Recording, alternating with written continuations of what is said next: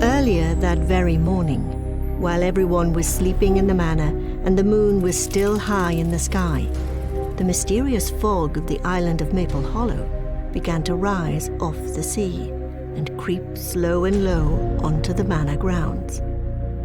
Having left its watery rest, it crawled onto the rocks near the shore, penetrating every nook and cranny.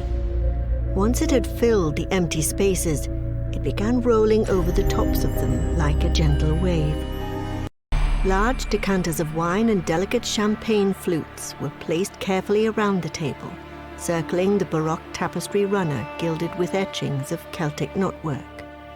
Strewn about every corner of the great hall were large portraits of people legacies old, their faces telling a tale all their own. They sat silent as the room awaited its guests.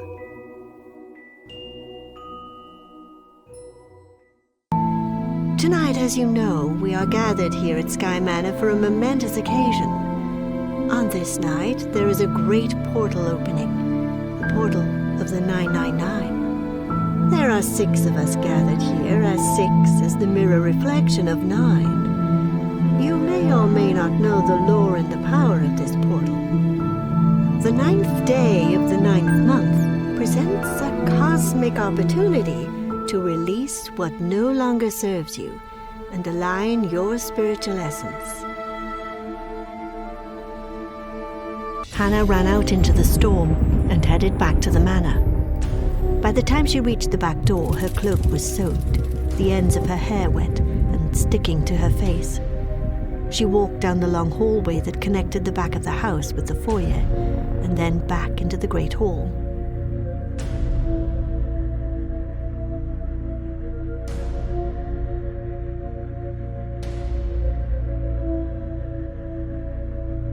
They descended into the dark opening, Hannah going first, holding the lantern up by her eyes as if the light would activate a vision into the unseen, into the darkness they were about to be enveloped by.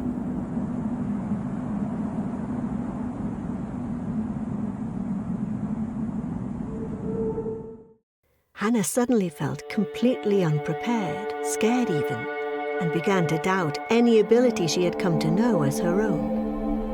She pulled the hood of her cloak closer to her face, protecting it from the harsh and unpredictable wind. When she burst through the rickety door of the ice house, her eyes immediately flew to Jezebel, still lying on the cot. But Morgan was not with her.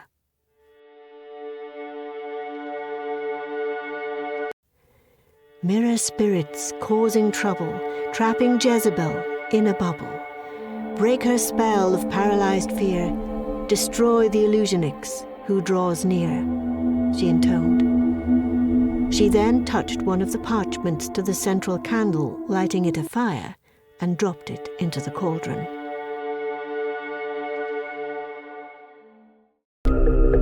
Hannah climbed the steps to the front door of the old Victorian house, which had been designated a historical site and made into a library many years ago. Disconcertingly, she found the door ajar. She walked slowly in, the door gently creaking, and then her mouth gaped open at what she saw. She would stare into the mirror in her bedroom for hours, looking beyond her reflection into the space beyond the glass, where her image seemed to dissolve, and her eyes would begin to see things beyond the obvious. She almost felt like she could see into a world that others often missed, even though it was right there in front of them. The thought had briefly crossed her mind that mirrors might be a doorway to somewhere else. "Can I learn to write backward too?" Hannah asked. "You don't need to learn because you already know. All you need to do is remember. It is called mirror writing. It is a rare ability passed down genetically through the women of our lineage. Very few people are able to read or write backward. I knew once your mind was open, it would reveal itself to you. The whole world is so caught up with images of how we should look. In fact, every aspect of ourselves is pressurized into a laundry list of shoulds. It's exhausting to constantly try to meet all those expectations, Hannah lamented. I can see how if we allow that external pressure to dictate our actions, we're actually giving away our power. We're, in a sense, putting our own worth and value into question. By elevating the status quo, whether it's about accomplishments, beauty, or other societal standards, we essentially relinquish our true worth. Our own insecurity convinces us to discard what we actually hold in the depths of our soul to be true. Milu, Morgan's black cat, was lying in one of the windows, his silky fur soaking up the morning sun. As soon as Hannah entered, Milu came running in from behind her and jumped up on the chair. "Is that your chair?" Hannah asked him as he proudly sat staring up at her with his sea foam eyes. He did not reply, but tapped his tail, watching and waiting for his meal.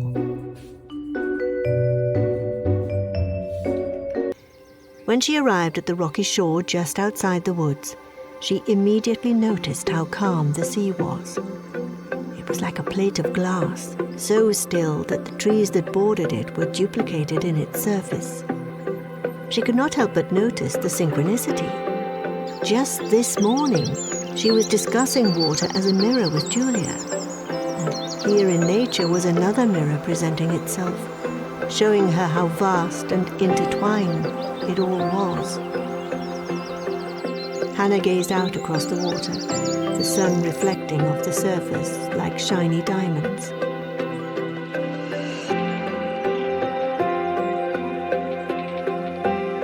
Old Man Adams had fastidiously groomed the grounds for weeks. The estate was so massive, it took him quite a long time to make the rounds. Each bush had been perfectly carved, each flower bed perfectly weeded in anticipation of the event. The manor's pumpkin patch, of course, was allowed to sprawl without any trimming, and the trees likewise had free rein as well to spread their roots into the ground as far as they could reach. If dreams are so important, why do we forget them so easily? To which Madame Morgan had replied, "Therein lies the mystery, dear. Dreams are there for us to discover. It is our duty to harness them.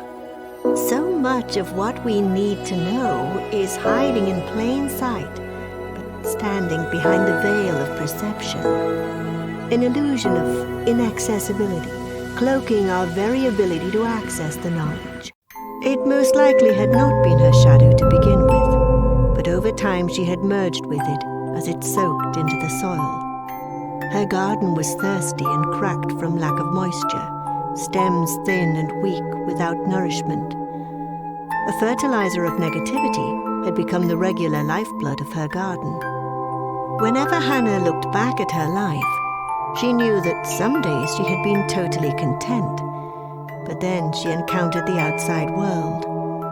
That was when she would start picking herself apart, like a hungry raven pecking at crumbs on the ground. The sky was beginning to darken in a sort of pre-twilight. The black lamps that lined the streets were illuminated with a warm orange glow.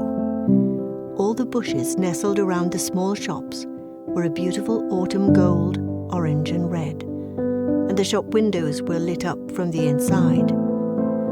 And as Hannah approached Maple Moon, it seemed to glisten like a star. When she opened the glass door, a tiny bell rang above her, announcing her arrival. She was immediately immersed in the glowing, mystical interior. "Hannah, my dear, come in, come in. You are just in time for the eclipse." She stood for a moment longer, looking out the window at the vast clumps of forest that surrounded the manor. The turret soared high above the greenhouse, and she could see the path to the ice house in the woods. Her eyes searched the trees for any sign of Morgan. Then she turned from the window and realized that the backside of the circular room was now what could only be described as an optical illusion.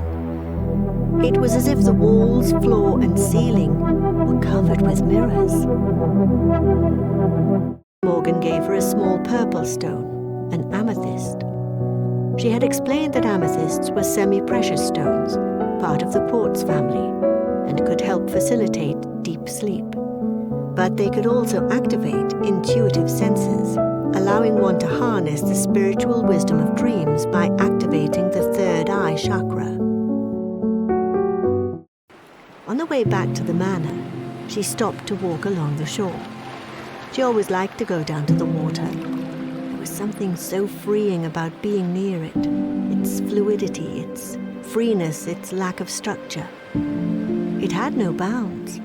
It could be fierce as fire or as gentle as a breeze. It could destroy or heal. It was everything all at once. As she watched the waves crash upon the rocks, she knew the sea was part of her, and that she must always be near it. Hannah went straight to the bookshelf in her room and pulled out the Dream Awakening book Morgan had given her. She'd meant to read it nearly every day since she'd laid eyes on it, but the time had somehow escaped her. Maybe she had to make a physical connection with the book for it to connect with her mind.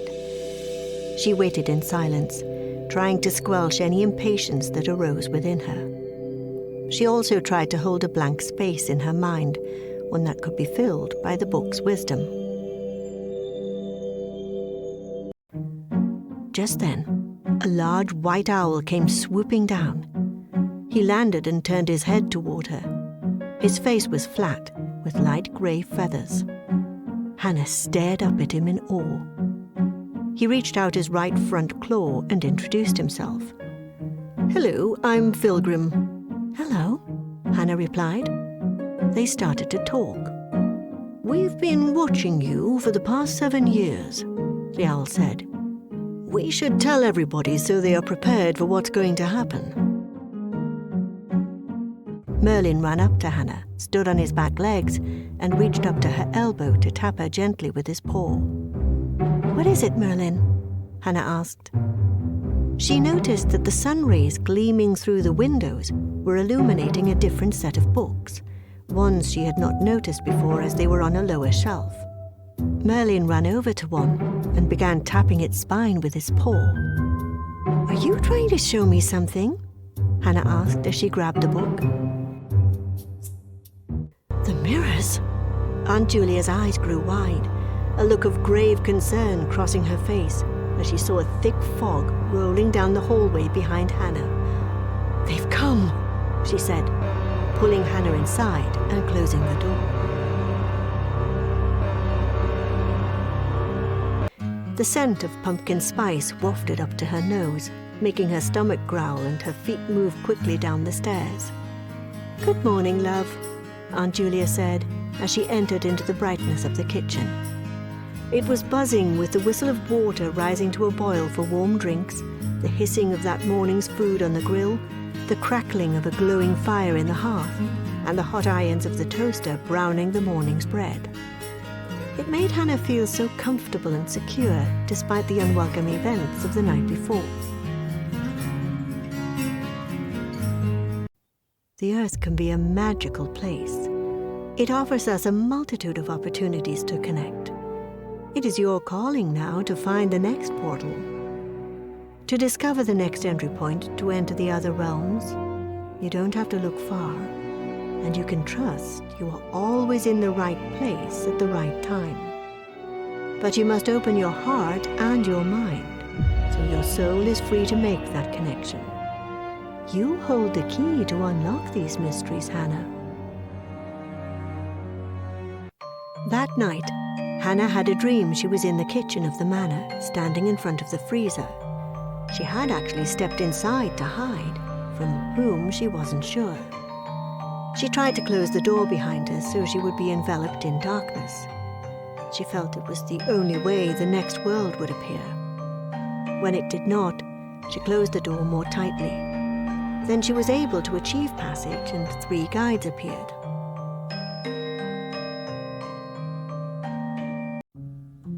There was so much magic in the forest. The trees were like a catacomb, planted at close angles to each other. Each was coated with protective moss their branches swirling upon each other and creating knotwork patterns as they met.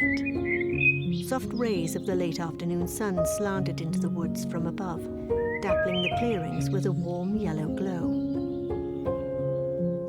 As she waited for a vision to appear in her mind, she slowly began to see a network below the ground. It was like a maze, but filled with insects, snails, and worms, all snaking and foraging about. "What is happening here? What are you showing me?" she said in her mind, asking the earth dwellers of the underground. As her vision scanned from the depths of the soil to the tops of the earth, she saw large stone monoliths rising out of the ground. It was then that Hannah realized what she was seeing. They were gravestones. Energetically, lightning is not bad, but it holds so much energy it can be used for bad or good. Lightning itself is a portal. As you've discovered, there are so many portals around us all the time. It is just a matter of being able to see them. When the veil is thinner between the worlds, it is easier for us to recognize and access the portals. But it also makes it easier for other spirits as well, not all of them with good intent. This is the balance between good and evil, light and dark, said Julia.